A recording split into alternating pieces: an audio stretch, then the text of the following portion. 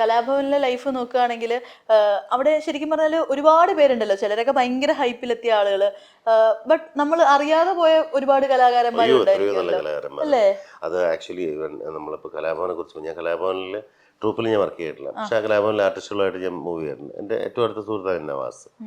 നവാസ് കരിയറിൽ ഇടയ്ക്ക് ഏറ്റവും ഹൈപ്പ് ആദ്യം രക്ഷപ്പെട്ട് ആദ്യം ഒരു സ്റ്റാർഡത്തിലേക്ക് എത്തേണ്ട ആൾ നവാസായിരുന്നു എന്നുള്ളതാണ്. ലോഹിത് സാറിൻ്റെ പടത്തിലൊക്കെ നായകനായിട്ട് പോലും ചിന്തിച്ച ഒരാളായിരുന്നു ഒരു സമയത്ത്. അന്നത്തെ സിനിമകളെല്ലാം ഹിറ്റുകളുണ്ടായിരുന്നു. എൻ്റെയും നവാസിൻ്റെയും വെഡ്ഡിങ് ഡേ സെയിം ഡേ ആണ്, ഒക്ടോബർ 27 ആണ്. രഹന ഇവളുടെ സുഹൃത്താണ്. ഞാനും നവാസും സുഹൃത്തുക്കളാണ്. ഞാനും കോട്ടയം നസീറും നവാസും ഞങ്ങൾ മൂന്നുപേരും ഒരുമിച്ച് എത്രയോ പ്രോഗ്രാമുകൾ ചെയ്തതാണ്. അപ്പം നമ്മൾ നവാസ് തിരിച്ചു വരവായിരുന്നു. അദ്ദേഹത്തിൻ്റെ സിനിമകളൊക്കെ പിന്നെ ഒന്ന് അനങ്ങി തുടങ്ങിയല്ലാതായി. അദ്ദേഹം നമുക്ക് നഷ്ടപ്പെട്ടു. ഒരു വലിയ നഷ്ടം തന്നെയാണ്. ആ കുടുംബത്തിന് മാത്രമല്ല, ഒരുപാട് നമ്മൾ സഹപ്രവർത്തകർക്കൊക്കെ വലിയ നഷ്ടമാണ്. അപ്പോൾ ഞാൻ രഹനത്തേനെയും നവാസിക്കനെയും കൂടി ഇന്റർവ്യൂ എടുത്തിട്ടുണ്ടായിരുന്നു. അപ്പോൾ എനിക്കിങ്ങനെ അന്ന് മനസ്സിലായെന്ന് വെച്ച് കഴിഞ്ഞാൽ രഹനത്തേനെ പറയുമ്പോഴത്തേക്ക് ഫുള്ള് ഇങ്ങനെ ഇങ്ങനെ ഇങ്ങനെ ഇങ്ങനെ ഇങ്ങനെ നിൽക്കുക. അതായത് എപ്പോഴും ഇങ്ങനെ നവാസിക്ക. അപ്പോൾ നമുക്ക് കണ്ടു കഴിഞ്ഞാൽ ന്യൂലി വെഡ് ആണെന്ന് തോന്നും അവരെ കണ്ടു കഴിയുമ്പോഴത്തേക്ക്. അപ്പോൾ ഈ ഒരു ന്യൂസ് അറിഞ്ഞപ്പോഴേ ആദ്യം എൻ്റെ മനസ്സിലോട്ട് പോയത്, അയ്യോ പുള്ളിക്കാരിത്തി എന്തായിരിക്കും അവസ്ഥ. എല്ലാവരുടെയും എൻ്റെ മനസ്സിലോട്ട് പെട്ടെന്ന് അതാ. ഞാൻ ഈ സുമേഷിന്റെ അടുത്തൊക്കെ ചോദിച്ചു, അയ്യോ പുള്ളിക്കാരിത്തി എന്തായിരിക്കും അവസ്ഥ.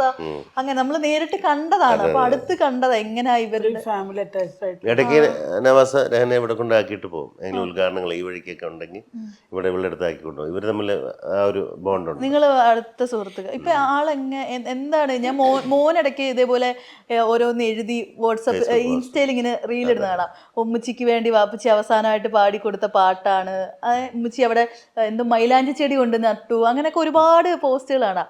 ശരിക്കും കോണ്ടാക്ട് അവള് ശരിക്കും പറഞ്ഞാൽ അവള് ഫുള്ളി നവാസ്ക്ക് ഡിപ്പെൻഡഡ് ആണ്. പക്ഷെ അവള് ഇപ്പൊ പറയണത് നവാസ്ക്ക് ഇതൊക്കെ നേരത്തെ അറിഞ്ഞ പോലെയാണ് കുറെ കാലമായിട്ട് ബിഹേവ് ചെയ്തിരുന്നത്.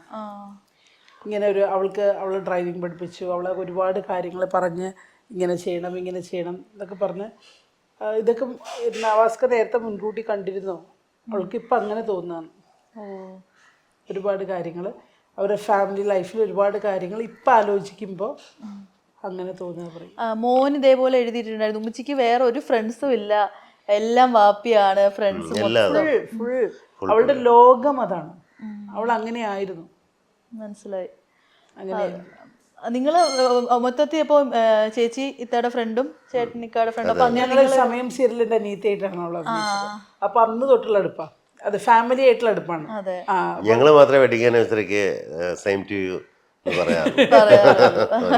പക്ഷെ അപ്പൊ പിന്നെ അവര് കല്യാണം കഴിഞ്ഞപ്പോ സമയത്തും നവാസ്ക്ക് അവള് എറണാകുളത്തിന്റെ വീട്ടിലേക്ക് കൊണ്ടുവരും, അവിടെ ആക്കിയിട്ട് പോകും. അങ്ങനെയൊക്കെയായിരുന്നു അവള്. അപ്പൊ ഈ കഴിഞ്ഞ ഒക്ടോബർ 27 നിങ്ങൾക്ക് ഭയങ്കര ബുദ്ധിമുട്ടായിരുന്നു. സ്റ്റാറ്റസ് ഒന്നും ഇട്ടില്ല ഈ പ്രാവശ്യം ഒക്ടോബർ 27. ഭയങ്കര നമുക്കതൊരു വല്ലാതെ, കാരണം അന്യോന്യം വിഷ് ചെയ്യുന്ന ആൾക്കാരാണ്. പിന്നെ അത് വല്ലാത്തൊരു ഹോണ്ടിങ് ആയിരുന്നു ഈ പ്രാവശ്യം. മനസ്സിലായി.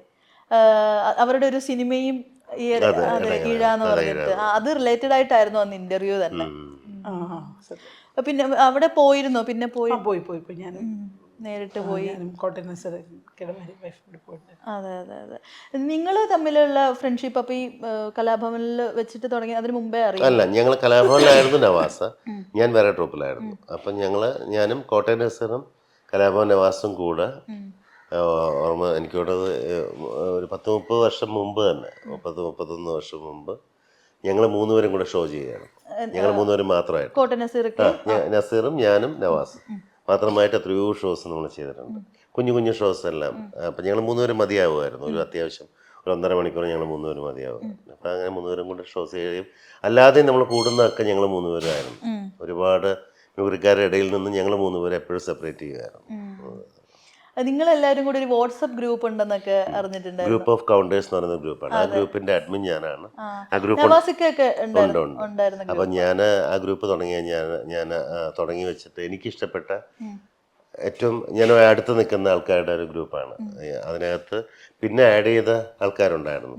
അപ്പം ആദ്യം ഒന്ന് നസീർ, നവാസ്, ജാഫർ ഇടുക്കി, ഷാജോൺ, ജോർജ് ഏട്ടൻ, കലാഭവൻ റഹ്മാൻ, പിന്നെ വന്ന നാദിർഷിക്ക, പിന്നെ സുരാജേട്ടനൊക്കെ വന്ന് ജോയിൻ ചെയ്തതാണ്. അങ്ങനെ വന്നിട്ട് ജോയിൻ ചെയ്തതാണ് നാദിർഷിക്ക, സുരാജ്. അതൊക്കെ പിന്നെ ആരാണ് നമ്മുടെ നോബി, നോബി, നിർമ്മൽ പാലാഴി, അതൊരു വലിയൊരു വലിയ ഗ്രൂപ്പായി. ഞങ്ങൾ അഭിജിക്കുട്ടൻ, ഞങ്ങൾ ഇടയ്ക്കിടയ്ക്ക് പ്രശാന്ത് കാഞ്ഞിരമറ്റം, ഇനിയുണ്ട് എനിക്ക് അറിയാൻ വിട്ടുപോയി. ഹനീഫ് ഖ മരിച്ചു. അതിൽ കൊല്ലം സുധി ഉണ്ടായിരുന്നു, അദ്ദേഹം മരിച്ചു. നവാസ്, 3 പേരൊന്നുമില്ല ഞങ്ങളുടെ ഗ്രൂപ്പിൽ. പക്ഷെ ഞങ്ങളെല്ലാ ഇയർലി 1 ടൈം ഞങ്ങൾ കൂടുമായിരുന്നു. ലൈഫിൽ ഇതുപോലെ ഒരു ചിരിക്കാനുള്ളൊരു അവസരവും ഇതുപോലെ എൻജോയ് ചെയ്യുന്ന ഒരു വർഷങ്ങളുടെ മെമ്മറീസ് നവാസിൻ്റെയൊക്കെ ഒരുപാട് ഫോട്ടോസും വീഡിയോസും എൻ്റെ ഉണ്ട്. ഞങ്ങൾ പാടിയിട്ടും ഡാൻസ് ചെയ്തിട്ടും മിമിക്രി കാണിച്ചിട്ടും ഞങ്ങൾ ഫാമിലി എല്ലാവരും കൂടെ കൂടിയിരുന്നു പ്രാവശ്യം. ചേട്ടാ, ഈ സിനിമയൊക്കെ കാണുന്നവർക്ക് പോലും ഇപ്പം നവാസിക്കയുടെ ഒക്കെ ഒരു വേർപാട് നമ്മൾ എല്ലാവരും ഷോക്കായി പോയതാ. അപ്പോൾ ഫ്രണ്ട്സ് എന്ന നിലയ്ക്ക് അത്രയും ഹെൽത്തി ആയിട്ടിരിക്കുന്ന ഒരാളുടെ വേർപാട് എന്ന് പറഞ്ഞാൽ നിങ്ങളൊന്നും എക്സ്പെക്ട് ചെയ്തിട്ടുണ്ടാവില്ല. അന്നത്തെ ദിവസം കൺട്രോൾ ചെയ്യാൻ പെട്ട പാട് എനിക്കറിയാം. ഇന്ന് ആ ദിവസം ഞാൻ ഉച്ചയ്ക്ക് സംസാരിച്ചു. അവർ ഉച്ചയ്ക്ക് സംസാരിച്ചാണ്. അതിനോട് പറഞ്ഞു, ഞാൻ സംസാരിച്ചിട്ടുണ്ട്.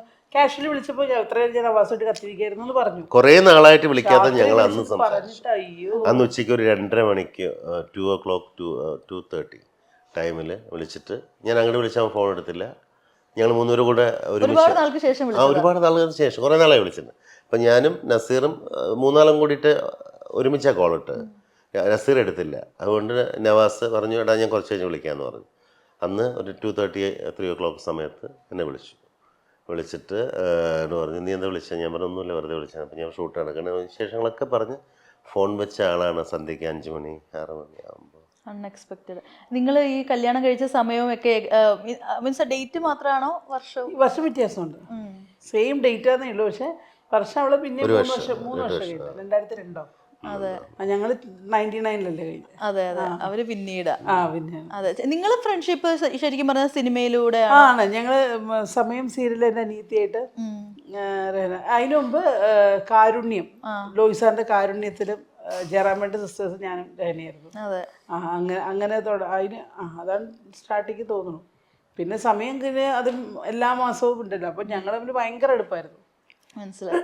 ഇപ്പൊ റീസെന്റ് ആരും അയച്ചൊന്നുമില്ല ഫേസ്ബുക്കിലെ ഫോട്ടോ. ഞാൻ പഴയ ഫോട്ടോ അല്ലേ?